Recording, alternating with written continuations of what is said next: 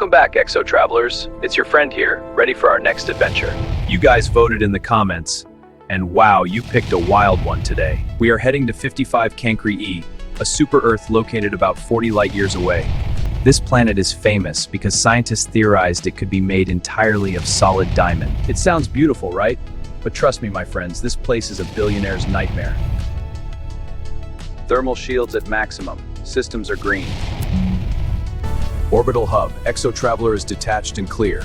Initiating warp sequence.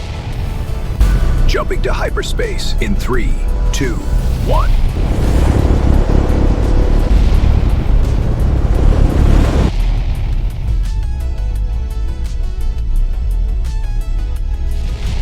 While we cruise at light speed, let me explain why this planet is so valuable. It is roughly twice the size of Earth and 8 times its mass.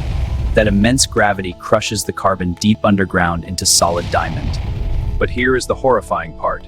It orbits its star in less than 18 hours. It's tidally locked, meaning one side is permanent day and the other is permanent night. Dropping out of warp. We are here. Welcome to 55 Cancri E, travelers. Let's get a closer look. Look at that glare! The surface temperature can reach over 4,400 degrees Fahrenheit. The ship's computer is already screaming at me, and we aren't even in the atmosphere yet.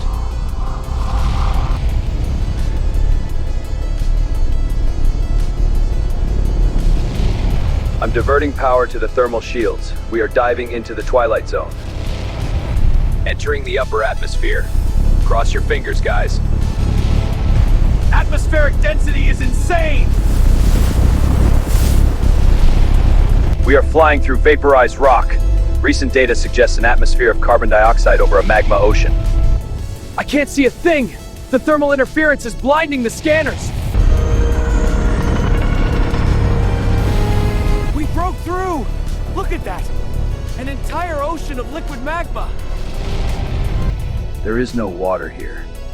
Just oceans of lava and skies of fire.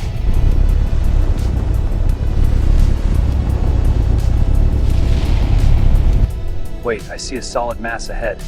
I'm pulling up to investigate. I can't land. The landing gear would melt into slag instantly. We have to hover. Let's turn on the high beam spotlights and see what this island is made of.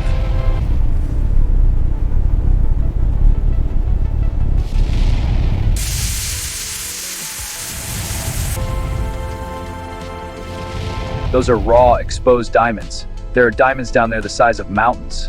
Literally. We can't step outside to grab them, but I brought a little toy with me to show you why. Deploying the automated titanium drone. Let's see how long a piece of solid earth metal lasts down there. Probe is away, telemetry is active. Look at the temp gauge. 1,000 degrees, 2,000 degrees. Touchdown, it's sitting on $1 billion. Camera feed is stable. Look how cool the ship looks from down there. Wait! Internal cooling failed. It's gone. Melted into a puddle in less than 40 seconds. That is exactly what would happen to me if I... Warning! Radiation spike!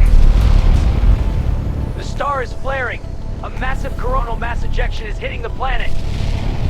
The thermal shields are failing! Aborting! We are leaving! Full vertical thrust! Pulling 8 Gs! Come on! Don't melt on me! The window seals are superheating! Breaking atmosphere! Almost there! We are out! We are out! Cutting on the engines!